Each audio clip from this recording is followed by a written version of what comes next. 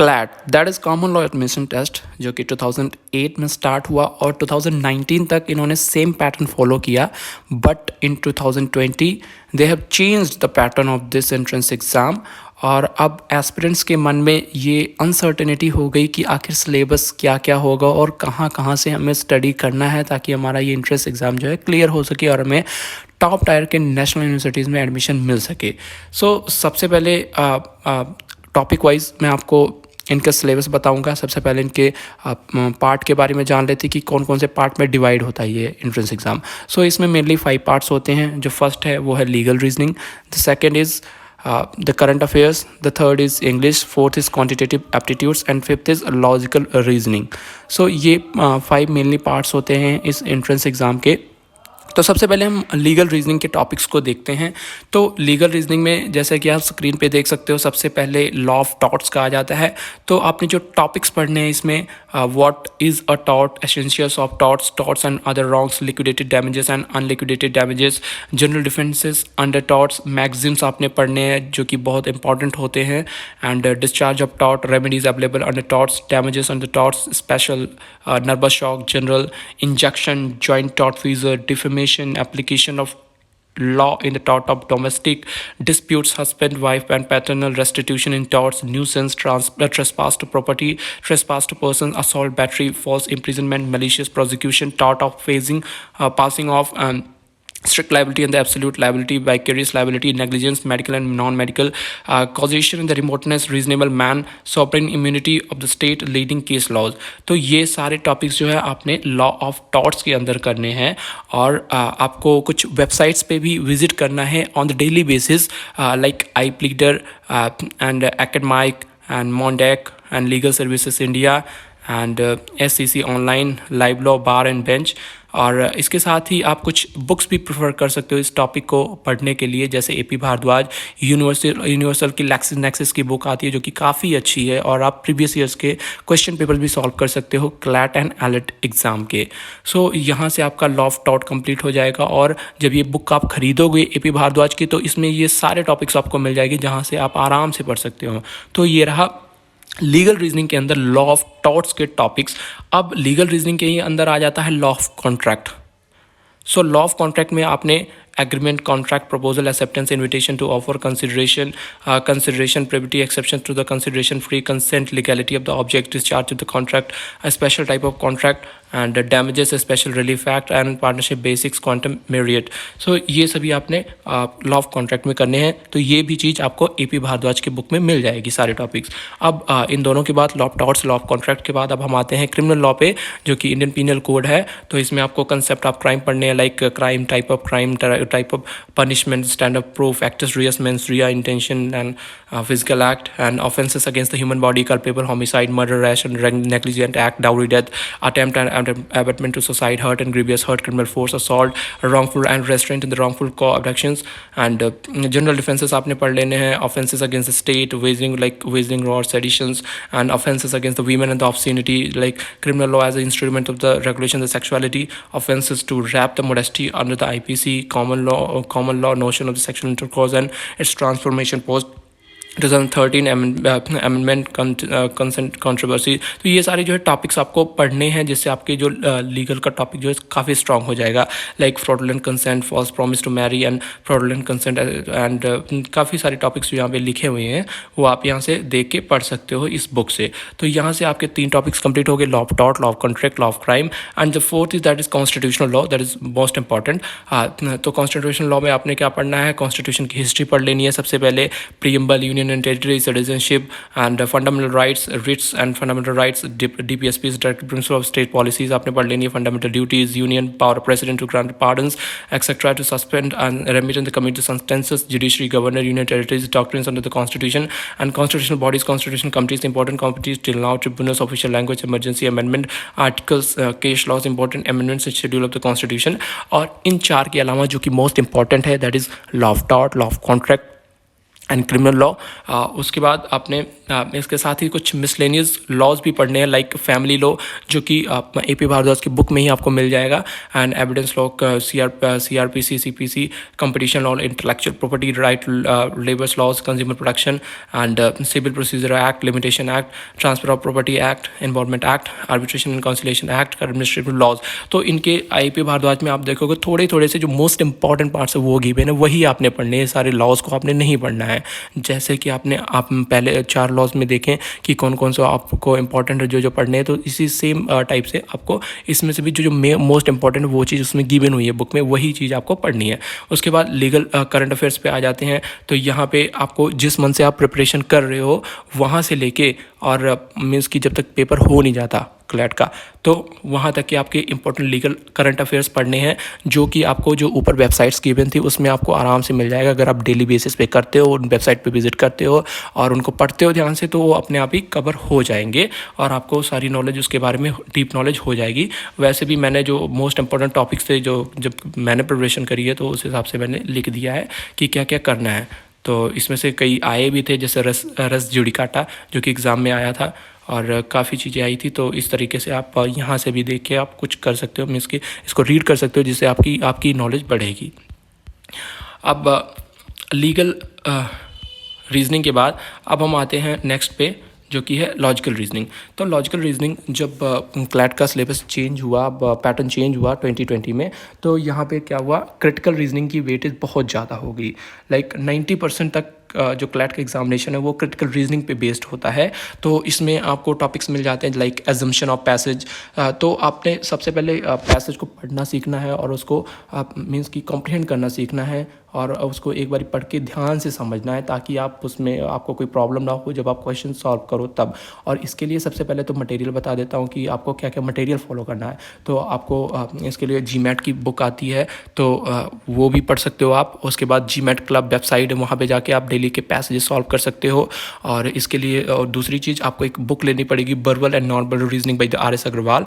ठीक है, तो ये आपको अदर लॉ एंट्रेंस एग्जाम्स में भी काम आएगी, क्योंकि क्लैट में अभी तो क्रिटिकल रीजनिंग ज़्यादा आ रहा है और यहाँ पे आपको एनालिटिकल रीजनिंग भी मिल जाएगी RS अग्रवाल में। तो और लॉ एंट्रेंस एग्जाम है जो, उसके लिए काफ़ी हेल्पफुल होगी ये। तो यहाँ पे ये हो गया। उसके बाद क्रिटिकल रीजनिंग के अंदर काफ़ी टॉपिक्स आ जाते हैं, like assumption of passage and conclusion, inference, figure of speech, strengthen weaken the argument and bold face, identifying the main issue and course of action and paradox. So ये सब चीज़ें आ जाती है इसके अंदर, क्रिटिकल रीजनिंग के अंदर।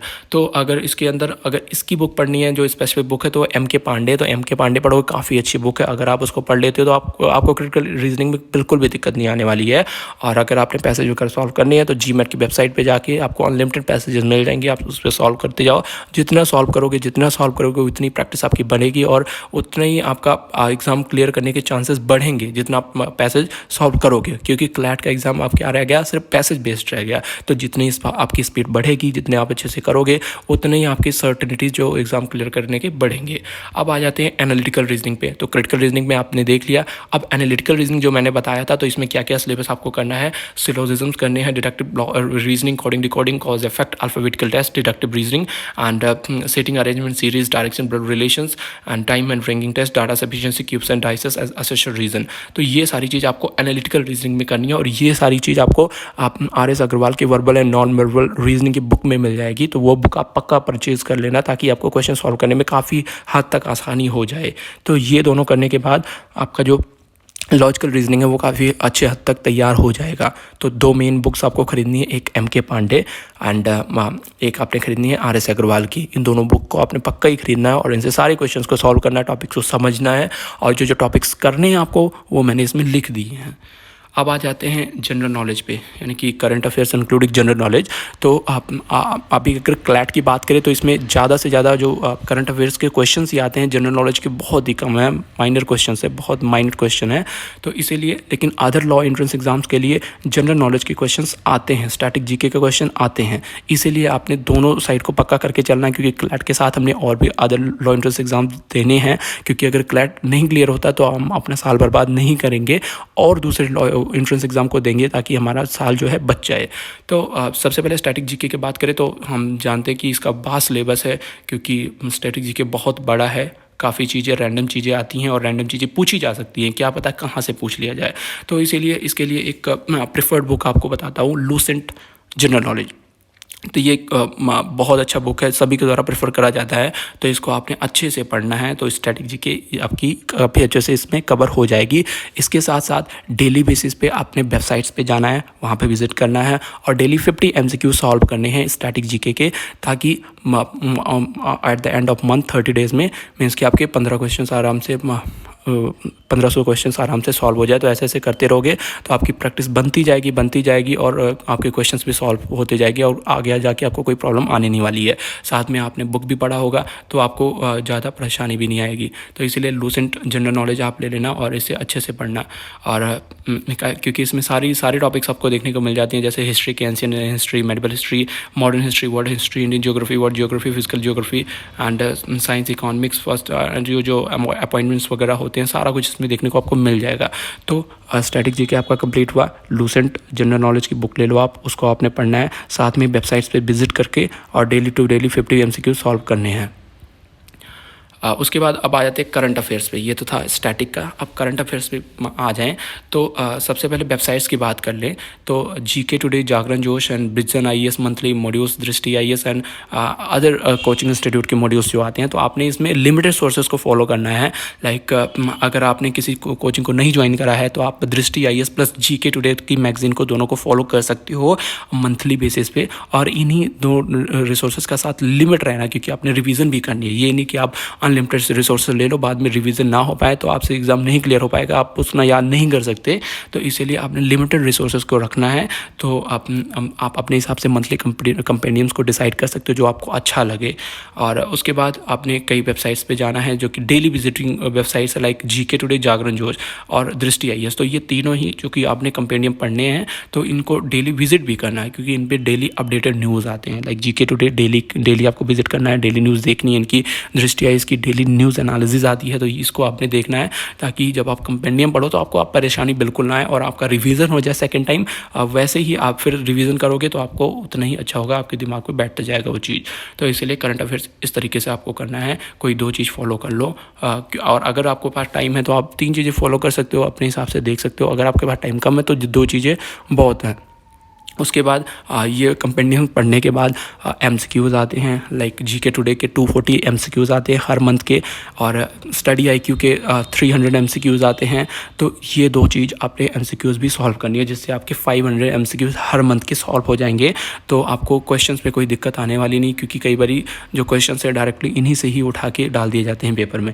तो इसीलिए आपने क्वेश्चंस को भी सॉल्व करना है। तो सबसे पहले कंपेंडियम पढ़नी है जो आपको पसंद आता है, जो आपने डिसाइड करा है, और उसके बाद जो 500 MCQs हैं उनको सॉल्व करनी है और उनको रिमेंबर करना है देख के, क्योंकि आप कंपेंडियम पढ़ोगे तो अपने आप आपके माइंड में थोड़ा ज़्यादा रिमेंबर रह जाता है। इसीलिए आप MCQ सॉल्व करने में आपको ज़्यादा परेशानी नहीं आने वाली।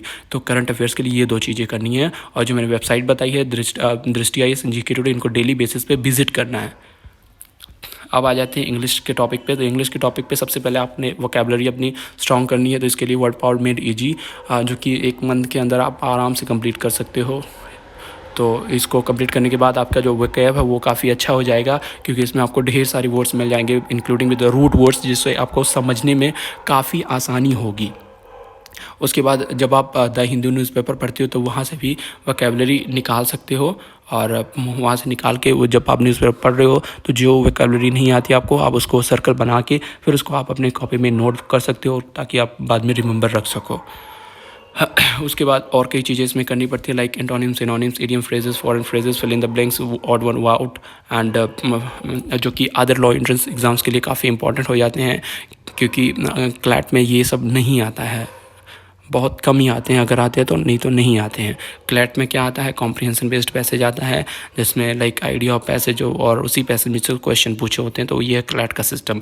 और अदर लॉ एंट्रेंस एग्जाम में ये सारी टॉपिक्स आपको आ जाती है, antonyms, synonyms, idiom phrases, foreign phrases, fill in the blanks, spellings, odd one out, ये सारे आ जा सकते हैं। तो उसके बाद साथ में आपको ग्रामर भी करना है, लाइक पार्ट ऑफ स्पीच करना है। तो रेड एंड मार्टिन का ग्रामर आता है, वो आप कर सकते हो, ठीक है। Sentence correction, grammar, tenses, cloze test, spotting the error, figure of speech, ये सब कुछ आपने करना है। तो इससे आपके अदर लो एंट्रेंस एग्ज़ाम है उसके लिए काफ़ी स्ट्रॉन्ग हो जाएगा ये सारे टॉपिक्स और काफ़ी मदद देगा। तो अब हम आते हैं क्वान्टिटेटिव एप्टीट्यूड पे यानी कि मैथ्स पे, जो कि सिर्फ 10% वेटेज रहता है कंप्लीट पेपर का। तो इसमें जो मोस्ट इंपॉर्टेंट टॉपिक है वो डाटा इंटरप्रिटेशन। तो आपको DI का बहुत प्रैक्टिस करना है क्योंकि काफ़ी क्वेश्चन जो है डाटा इंटरप्रिटेशन से ही आते हैं। तो इसमें चार्ट, टेबुलेशन, मिसिंग डाटा, बार, डायग्राम्स, तो ये सारी चीज़ें आपने कर लेनी है। इसके लिए बुक की बात करें तो RS अग्रवाल डाटा इंटरप्रिटेशन, तो ये काफ़ी बेस्ट बुक है। तो RS अग्रवाल की बुक ले लो आप। एक 30 days wonder by RS Agarwal आता है, 18 days wonder by RS Agarwal आता है, एक सिंपल बुक की आती है RS अग्रवाल की क्वान्टिटेटिव एप्टीट्यूड की। तो जिस हिसाब से आपके पास टाइम हो उस हिसाब से बुक को प्रेफर कर सकते हो आप। तो ये हो गया मैथ्स के लिए। और क्लैट 2021 की बात करें तो यहाँ पे जो है मैथ्स भी पैसेज में आया था और उसी में से क्वेश्चंस पूछे थे। तो आप एक बार क्वेश्चन पेपर को रिफ़र कर लेना जिससे आपको थोड़ा आइडिया लग जाए कि किस तरीके से क्वेश्चंस आपको पूछे जाते हैं। अब अदर टॉपिक्स की बात करें DI के अलावा algebra, time and work, pipes and sisters, problems on edges, clocks and calendar, number series, time, speed and distance and permutations and combinations, average number system, LCM, HCF। तो ये सारी चीज़ें maths के टॉपिक में आपके आ जाती है। अब ये इन सभी चीज़ों को करने के बाद, सिलेबस कंप्लीट करने के बाद आपने साथ साथ में मॉक्स भी देने हैं। अगर मॉक्स नहीं दे रहे हो तो आप सेक्शनल वाइज टेस्ट देते रहो। लीगल रीजनिंग के टेस्ट सेक्शन वाइज दो, इंग्लिश के सेक्शनल टेस्ट दो, लॉजिकल के सेक्शनल टेस्ट दो, मैथ्स के सेक्शनल टेस्ट दो जो आपके कंप्लीट हो गए। अगर आपको ऐसा लगता है कि मेरा सब सिलेबस कंप्लीट नहीं है अभी मैं मॉक्स कैसे दूँ, लेकिन अगर आपका थोड़ा थोड़ा सिलेबस कंप्लीट हो रहा है तो आप मॉक्स देना स्टार्ट कर लो। भले ही पहले नंबर ना आए लेकिन आपको एक आइडिया लग जाएगा पेपर का, ताकि आपका कॉन्फिडेंस भी बना रहेगा। क्योंकि जब असली में पेपर देने जाओगे क्लैट का, तो अगर फर्स्ट टाइम ही पेपर दोगे तो आप बहुत ज़्यादा नर्वस हो जाओगे और आपसे पेपर नहीं हो पाएगा, क्योंकि 2 घंटे का टाइम मिलता है और कम से कम 50 पेजेस का पेपर होता है जो कि सारा पैसेज बेस्ड होता है। तो आपकी जो रीडिंग स्पीड है वो A+++ होनी चाहिए, तभी हो सकता है ये एग्ज़ाम क्लियर। इसीलिए प्लीज़ आप रीडिंग स्पीड पे काफ़ी ध्यान दीजिए और द हिंदू न्यूज़पेपर को पढ़ते रहिए डेली डेली डेली, और किसी दिन मिस नहीं करना है। एडिटोरियल को मोस्ट इंपॉर्टेंट, ऑपेड वगैरह जो सारा था सारा आपने पढ़ना है। और अगर आप वही पढ़ लेते हो डेली डेली तो आपका रीडिंग कॉम्प्रिहेंशन 1 नंबर का हो जाएगा और आपकी सर्टेनिटी जो है वो काफ़ी अच्छी बढ़ जाएगी इस पेपर को क्लियर करने में। तो अगर ये वीडियो आपको पसंद आई हो तो please like, share and subscribe to channel. और यही है सारा सिलेबस कंप्लीट क्लैट का, और इससे ज़्यादा आपने कुछ नहीं करना है। So thank you for watching.